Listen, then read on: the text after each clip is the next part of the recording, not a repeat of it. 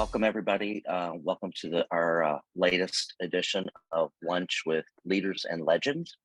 We've got a very special guest with us today. I've been very fortunate last year to meet him at an event, Battle of the Bands event, and got to spend a little bit of time with him again this year at the event. And when I started thinking of who would be good for these sessions that we do, these interviews, after I talked with him last time, I was like, I need to see if I can get him to agree to do this. And he graciously did. Our guest is Mr. Roland Parrish, who is a Dallas businessman. And I'm going to let him tell you a little bit about his background. But he's got a great leadership skill based on what he does for a living. And I thought it would be good for all of our administrators that are listening and people that are interested in music program leadership to hear a little bit about his story. So, Mr. Parrish, thank you for being here. Can you just tell us a little bit about your background? Hey, Rick. Well, first, thanks for the opportunity. Parrish Charitable Foundations enjoys a partnership that we have with Con Selmer, and you guys have come to the plate the first 2 years of our competition. And I don't know if I really call it a competition. It's really more of a celebration. So just real quickly, I am originally from the Midwest, Northwest Indiana, right outside of Chicago. From a musical standpoint, I actually started taking classical music on piano when I was 5. And then I started playing in church every Sunday at 10. So I have the combination of being able to read music and to play by ear. And over the years, in addition to various keyboards, obviously electric piano, Hammond organ, I've had a stint with the drums and also with E flat tenor sax. So so anyway, it's I like music and I like reading about music and music history. So in various genres. From a business standpoint, educational background, I was fortunate enough to win a Division I scholarship in track and field to Purdue University, and I was able to pick up a bachelor's and a master's degree in business. I worked with Exxon Corporation out of out of college, and that's what brought me to the state of Texas, and eventually becoming a McDonald's franchisee brought me to the city of Dallas, and there, in working with the community, Ray Kroc, the founder. I remember when you first opened, you had to at least give $500 to a charity, which was a lot of money if you had spent all your money on buying a franchise. So we did a YMCA. But since then, we've grown and we've done a lot of things from a charitable standpoint. And if I could say I would get started with the Battle of the Bands. I was at a playoff high school football game, saw the bands play, and just decided it'd be great to pick 10 schools and give $5,000 to each school. And for their band, for their treasury. And my team said, well, why don't we have a competition? And so that led into putting together the Battle of the Bands. And we're on a second year. So that's what actually led to that. I just went to a high school football game and noticed the bands and wanted to make a contribution to the bands. That's awesome. That's awesome. Well, it's turned out to be a really great event and very, very well received by the community, and I know the kids seem to love doing it. So from a business perspective, I know that you have lots of irons in the fire, whatever cliche we want to use, lots of plates spinning. Yeah. How do you manage all that on a day-to-day basis?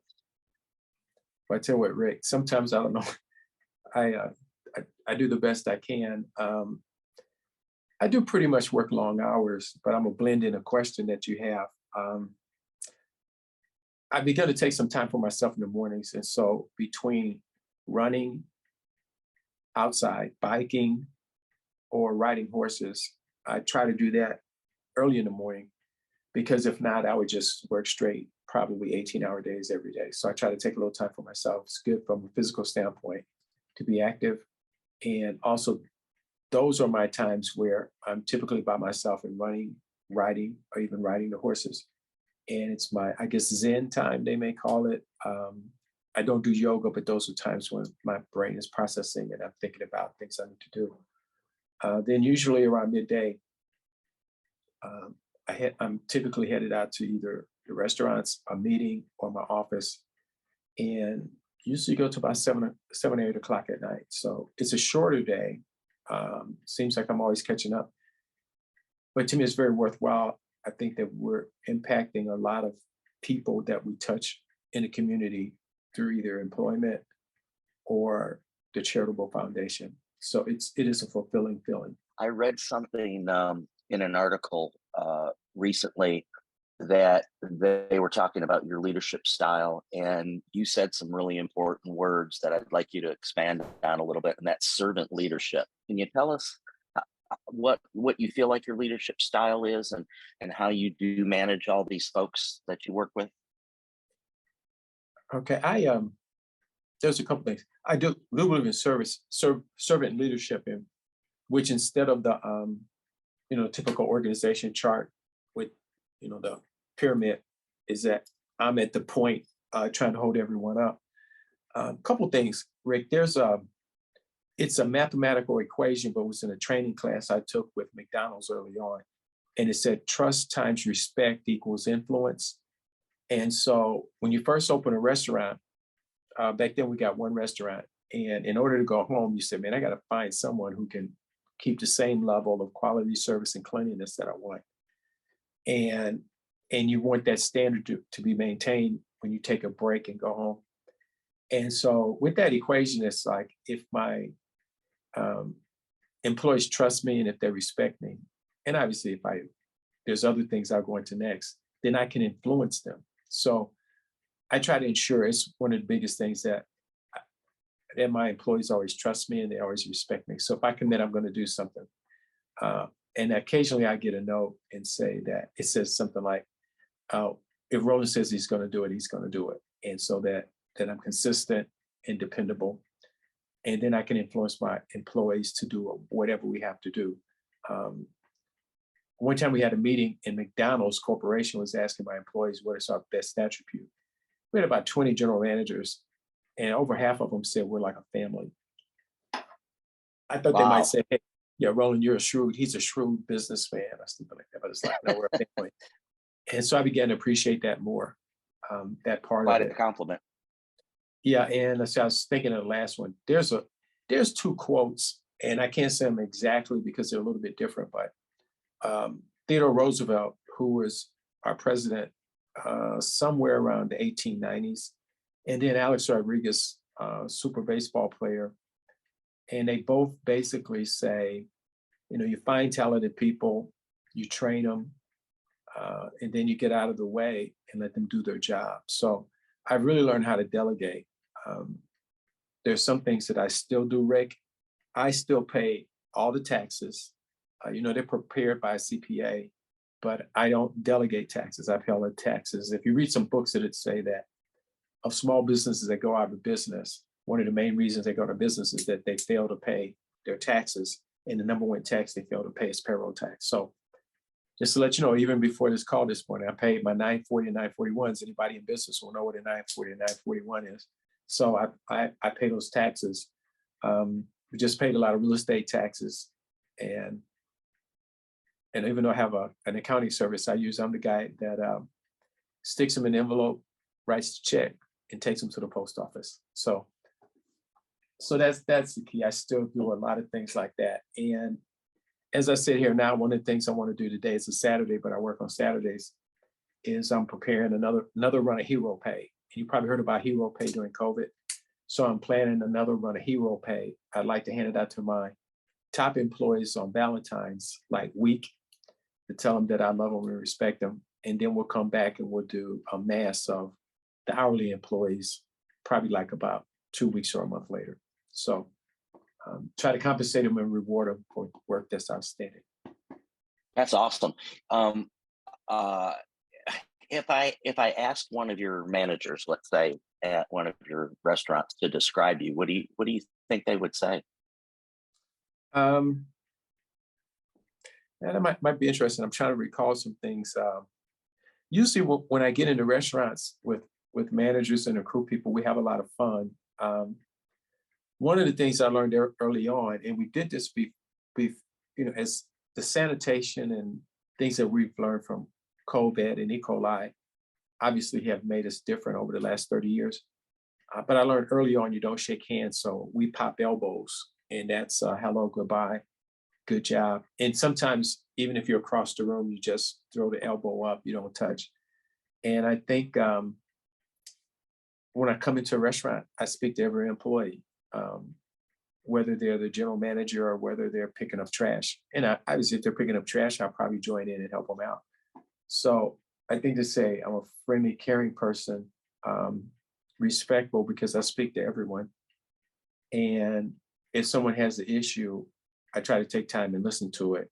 I always tell them, tell me when I first come in a restaurant that you need to talk to me. Don't wait until I've been there 3 hours and then I'm walking out the door and they say, hey, we need to talk to you. It's like, tell me when I first come in. So that's always kind of a joke. It's like, tell me when I come in. Don't wait until I've been there 3 or 4 hours and I'm headed out the door. So, but I think they say a listener, someone who cares about them and their family. I'd say another thing that's pretty good, Rick. So I've been in business 30 years, and some of the children of my employees have gone on to do great things. And some of them, I'm kind of like a grandfather figure, because a lot of them have known me since they were born. And we give a big bike giveaway right before Christmas. And that's usually where I see the children of the employees once a year. And a lot of them have gone on to college. I mean, one's a pharmacist, they have school teachers, policemen, some of them their own businesses. I mean, these are the children of my employees. Quite a few of them are in college, and I do scholarships. And we have a good time at the giveaway, and I always give each of them a gift, some kind of gift for coming. So again, they view what we're doing. Like this past year, we gave 400 bikes to fifth graders and a Bible and a helmet. And they see the giving part. And then some of them need to do a community service, so they're able to take credit for that. So I think they see a guy who cares, who, and I've been told, very humble. Well, and I think those are amazing attributes, and certainly a reason why you're so successful. And, even though I'm not doing the job anymore, I hope the people that are listening today, I have my former music administrator hat on and can certainly take some of those suggestions to heart about how important it is to take care of the people and to be real with them and to make sure they know that you appreciate them for what they're doing. So I think those are important lessons for us to take away. Okay, great. Yeah. Oh, did you say you're no longer, you're not retired, are you? Well, I'm in my 10th year of my retirement job with Town Selmer. I was in the school district for 31 years.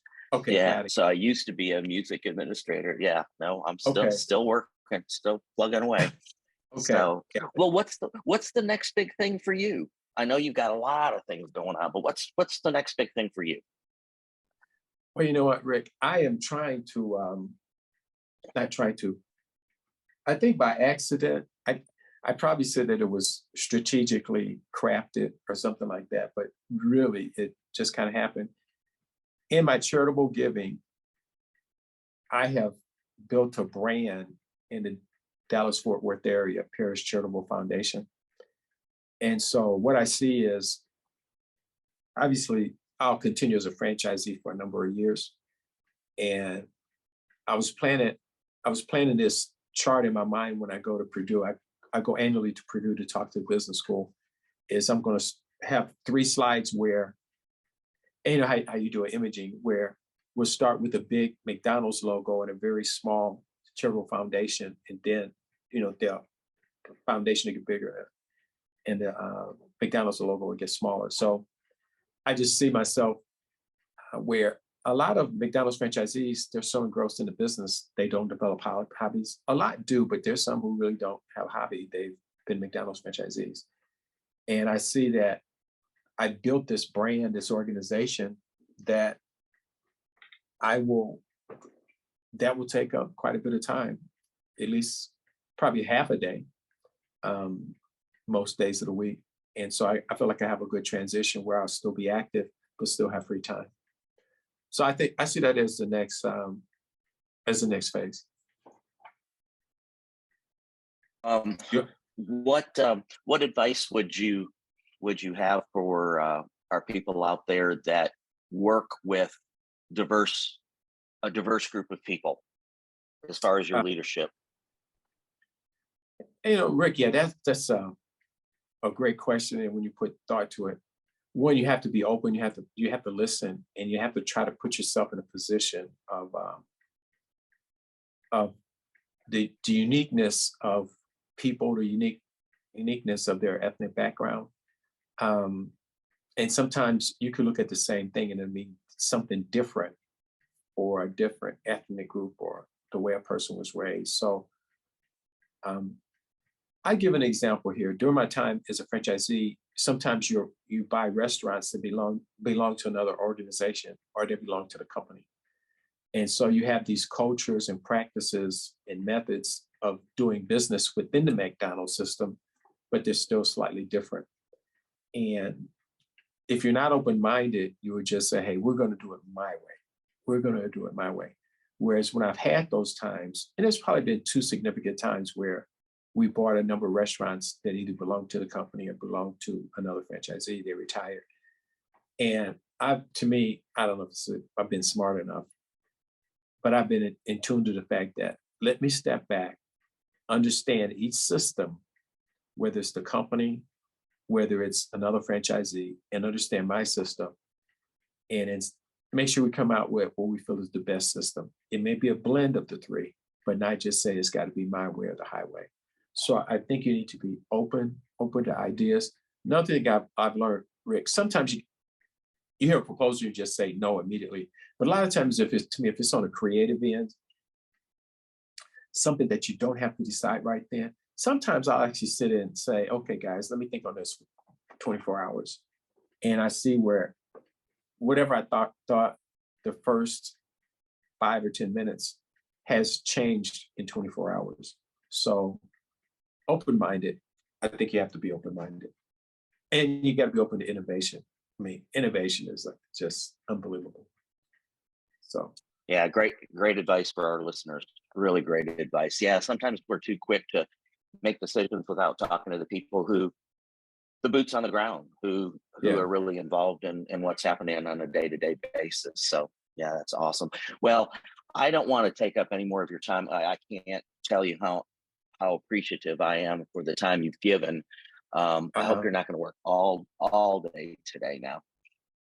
Now, we actually have a celebration this evening for a friend of mine because of his relationship of his family and our family. He actually started his business, I think his business 10 years ago. The company he worked for went out of business. And because we ride bikes together and we ride horses together, our wives are good friends. And our daughters met when they were like in 6th grade, and now they're like 30 plus years old. That's what really brought us together. So we're celebrating his 10th year in business tonight. And so that'd be great. Most small businesses fail, and he's made it 10 years. So he's unique. And so we'll celebrate that. But hey, Well, thanks so much again. It sounds like he has a great mentor too. Yeah, I guess you could call it that. So Rick, I again, I want to say we appreciate the partnership with Con Selmer, and I got to ask you where you're headed so that everybody knows that you're about to enjoy yourself. Well, yes, and I apologize for some of the disruptions, but I'm on a cruise ship in Galveston, Texas, and we're just getting ready to take a little jaunt down to Mexico and back. Okay, great. Yeah, you got to smell the Yeah. roses. So I enjoyed it very much. And again, we greatly appreciate the partnership with Con Selmer. And but no, enjoy yourself and just have a great time. Okay. Thanks. And thank you again. We really appreciate your time with us. Yeah, we hope to see you next year, right? All right, we'll be there. Okay. Okay. All right. Take care. Thanks, Rick. Bye-bye. Take care.